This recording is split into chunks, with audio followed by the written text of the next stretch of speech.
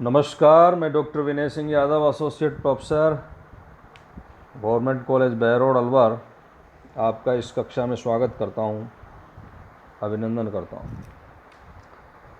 और हम बात कर रहे थे प्रमुख भारतीय राजनीतिक विचारकों में से एक महत्वपूर्ण विचारक हैं मानवेंद्र नाथ राय। हमने मानवेंद्र नाथ राय के विचारों में उनके नव मानववादी विचार का अध्ययन किया। आज हम उनके लोकतंत्र के बारे में जो विचार हैं उन पर चर्चा करेंगे।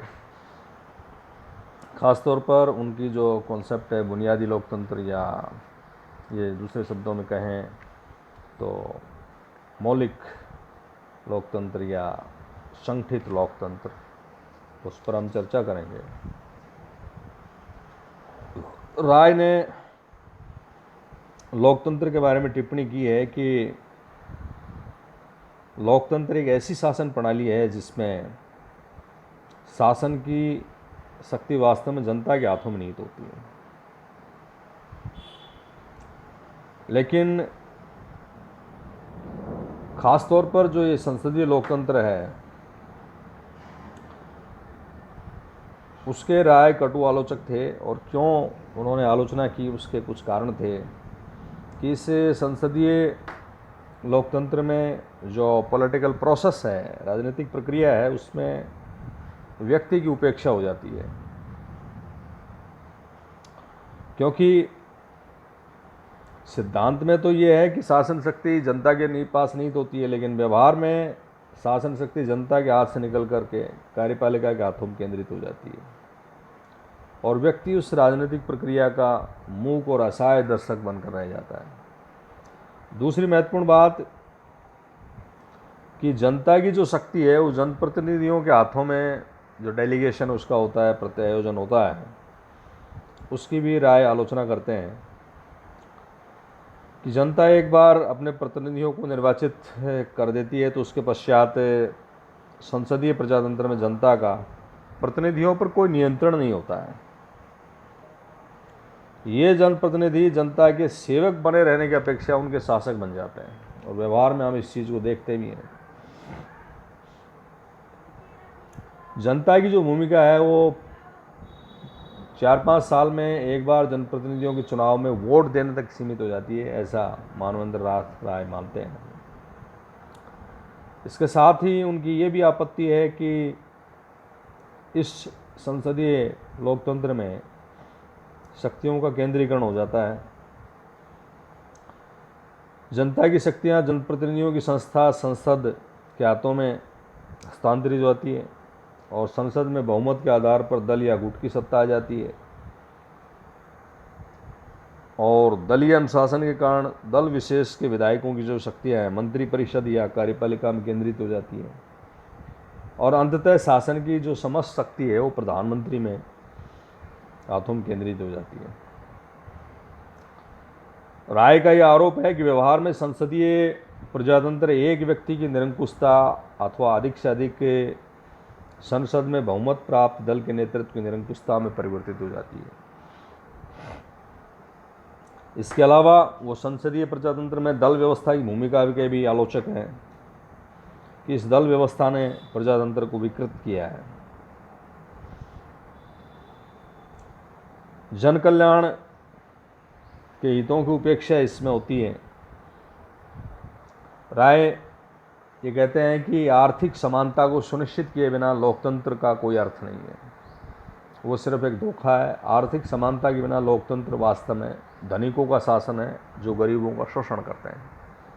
तो ये उनकी लोकतंत्र, जो विशेषकर संसदीय लोकतंत्र के बारे में उनके विचार हैं।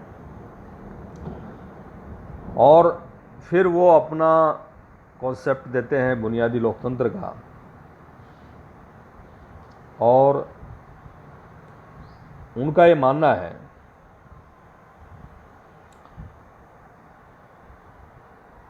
कि राय ये कहते हैं कि लोकतंत्र की विश्व में प्रचलित जो प्रणालियां हैं उसमें व्यक्ति की उपेक्षा होती है।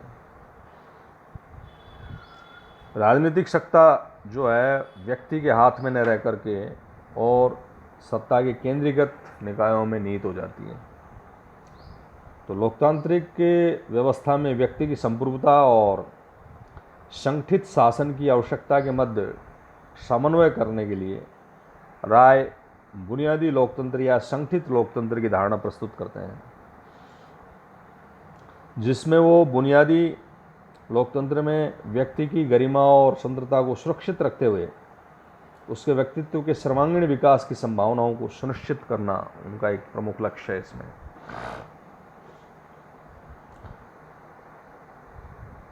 और वो एक ऐसी धारणा प्रस्तुत करते हैं जिसमें साम्यवादी लोकतंत्र और उदारवादी संसदीय लोकतंत्र दोनों के गुणों से मुक्त हो। राय की जो मौलिक या बुनियादी या कहें संगठित लोकतंत्र की जो अवधारणा है उसकी कुछ खास विशेषताएं हैं जिन पर हम चर्चा करेंगे। पहली खास विशेषता है सत्ता का विकेंद्रीकरण। राय का बुनियादी लोकतंत्र सत्ता के विकेंद्रीकरण पर आधारित है। राय के अनुसार इस प्रणाली में वास्तविक राजनीतिक शक्ति राष्ट्रीय स्तर पर संगठित सरकार अथवा प्रांतीय सरकारों में नहीं, बल्कि व्यापक तौर पर स्थानीय, तालुका और जिला स्तर पर संगठित जन समितियों में निहित होगी। और इन जन समितियों में जनता प्रत्यक्ष अपनी शक्ति का प्रयोग करेगी और अपने विषयों का स्वयं निर्धारण करेगी। राय के अनुसार इस व्यवस्था में राजनीतिक शक्ति का समुदाय में विकेंद्रीकरण हो जाएगा और व्यक्ति के जीवन के गिने चुने क्षेत्रों में ही सरकार का हस्तक्षेप रहेगा। राय ने यह भी कहा है कि इस व्यवस्था में राज्य समुदाय के मध्य कोई टकराव नहीं होगा। इस समुदाय में व्यक्ति की स्वतंत्रता बरकरार रहेगी और राज्य व्यक्ति की स्वतंत्रता का अपहरणकर्ता बनने की अपेक्षा व्यक्ति की स्वतंत्रता को सुरक्षित रखने का उपकरण बनेगा। तो ये सत्ता के विकेंद्रीकरण की बात वो बुनियादी लोकतंत्र में करते हैं, संगठित लोकतंत्र में करते हैं। दूसरी खास विशेषता है दलहीन लोकतंत्र का उनका कॉन्सेप्ट है राजनीतिक दलों का उन्मूलन चाहते हो। राय प्रजातांत्रिक व्यवस्था में राजनीतिक दलों की जो भूमिका थी उसकी वो कटु आलोचक हैं। उनका ये मानना है कि राजनीतिक दल सत्ता पर नियंत्रण करने की होड़ में उचित हो या अनुचित हो किसी भी प्रकार के साधन हो उनको अपनाने के लिए तैयार रहते हैं। इससे जन सामान्य के हितों की उपेक्षा होती है। तो राय बुनियादी प्रजातंत्र में दलों के स्थान पर जन समितियों का गठन किया जाना प्रस्तावित करते हैं और उनके अनुसार जन समितियां स्थानीय स्तर पर जनता के द्वारा प्रत्यक्ष रूप से निर्वाचित होंगी। स्थानीय स्तर की जन समितियों के ऊपर उपखंडीय और जिला स्तरीय जन समितियों का संगठन किया जाएगा। तो वो प्रांतीय दलों का उन्मूलन चाहते हैं। एक और ख़ास विशेषता है वो इसका संगठनात्मक ढांचा किस प्रकार का होगा। तो विकेंद्रीकृत राजनीतिक प्रणाली का जो एक ढांचा प्रस्तुत करते हैं उनके अनुसार स्थानीय समितियों का निर्वाचन जनता के द्वारा जाति, लिंग इत्यादि के भेदभावों के बिना वयस्क मताधिकार के आधार पर किया जाएगा। और ख़ास बात यह है कि उसमें प्रत्येक 50 मतदाताओं की संख्या के ऊपर एक जनप्रतिनिधि का निर्वाचन होगा। उपखंडीय जन समितियों में उपखंड की प्रत्येक स्थानीय समिति के द्वारा निर्वाचित प्रतिनिधि होंगे। जिला स्तरीय जन समिति में प्रत्येक उपखंडीय जन समिति द्वारा निर्वाचित 5-5 प्रतिनिधि होंगे। राय ने स्पष्ट किया कि उपखंडीय और जिला स्तरीय समितियां स्थानीय सुशासन के दायित्वों का निर्वाह करेंगी। स्थानीय जन समितियां ही वस्तुतः लोकतांत्रिक सत्ता और संप्रभु शक्ति का प्रयोग करने वाली मुख्य निकाय मानी जाएंगी।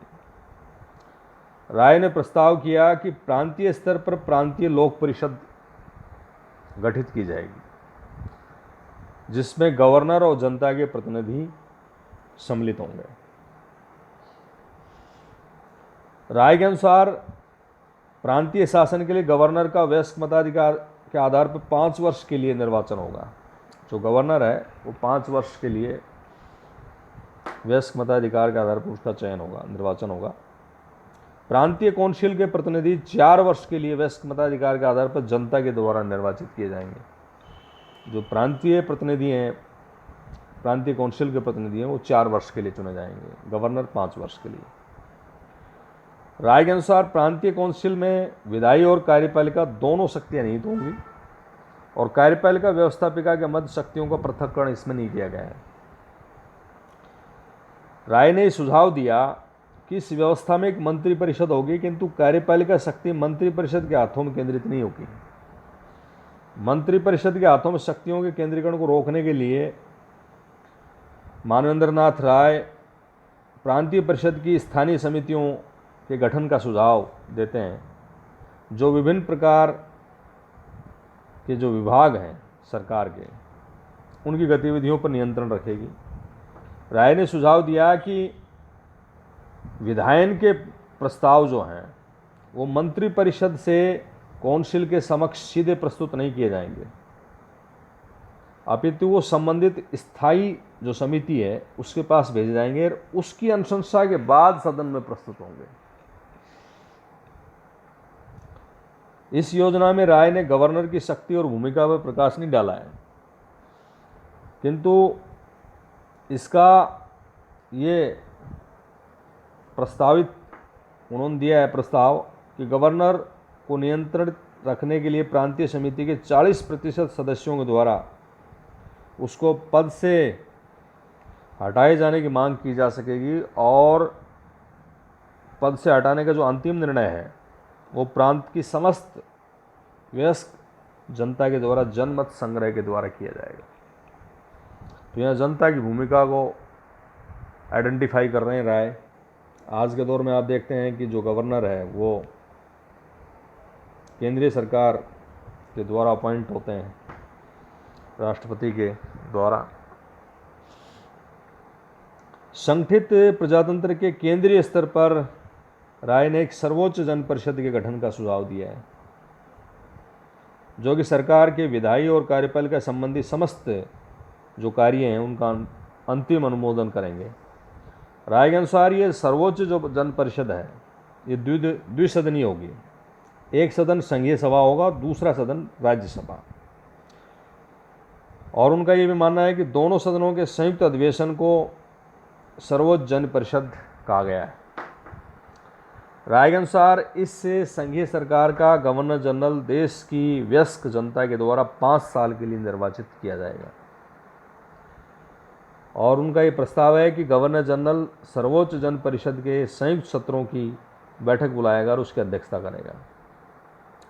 संघीय सभा में संघ की व्यवस्थापिका की शक्तियां निहित होंगी और इस सभा में पूरे संघ की जनता के प्रतिनिधि सम्मिलित होंगे। संघीय सभा का निर्वाचन जो है 4 वर्ष के लिए होगा। जैसे उसने स्थानीय स्तर पर, प्रांतीय स्तर पर जो व्यवस्था की थी, गवर्नर 5 साल के लिए होगा और प्रांतीय काउंसिल के जो प्रतिनिधि हैं वो 4 वर्ष के लिए निर्वाचित होंगे। तो ऐसे ही सेंट्रल लेवल पर भी उन्होंने जो गवर्नर जनरल हैं वो 5 वर्ष के लिए और संघीय सभा के जो हैं वो 4 वर्ष के लिए निर्धारण किया है। सर्वोच्च जो संघीय परिषद है उसके दूसरे सदन यानी राज्यसभा के संबंध में राय का सुझाव है कि इसका गठन सभी प्रांतों के प्रतिनिधियों के द्वारा किया जाएगा। प्रत्येक प्रांत को समान संख्या में प्रतिनिधि निर्वाचित करने का अधिकार प्राप्त होगा। राय के अनुसार राज्यसभा के सदस्यों के निर्वाचन के लिए विशिष्ट व्यावसायिक समूह जैसे इंजीनियर हैं, अर्थशास्त्री हैं, वैज्ञानिक हैं, चिकित्सक हैं, विधि शास्त्री हैं, ये समूह विशेष के व्यक्तियों के नामों के पैनल प्रस्तुत करेंगे और प्रत्येक व्यावसायिक समूह द्वारा सुझाए गए नामों में से 2 व्यक्तियों को सरकार राज्यसभा के लिए नियुक्त करेगी। राय ने सुझाव दिया कि राज्यसभा में 2 सदस्य जिन्होंने समाज विज्ञान और दर्शन में आधुनिक चिंतन में कोई योगदान दिया हो तो वो मनोनीत होंगे। इसके अतिरिक्त 3 सिविल सेवकों को भी राज्यसभा में मनोनीत किया जाएगा। तो ये उन्होंने स्ट्रक्चर प्रस्तुत किया है, जहां स्थानीय स्तर पर वो प्रत्येक 50 मतदाताओं पर एक प्रतिनिधि की बात करते हैं।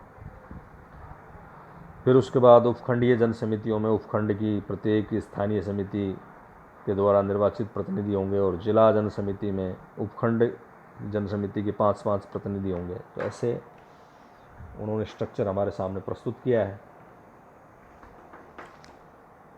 सर्वोच्च जन परिषद जो है उसमें गवर्नर जनरल है और संघीय सभा और राज्यसभा है।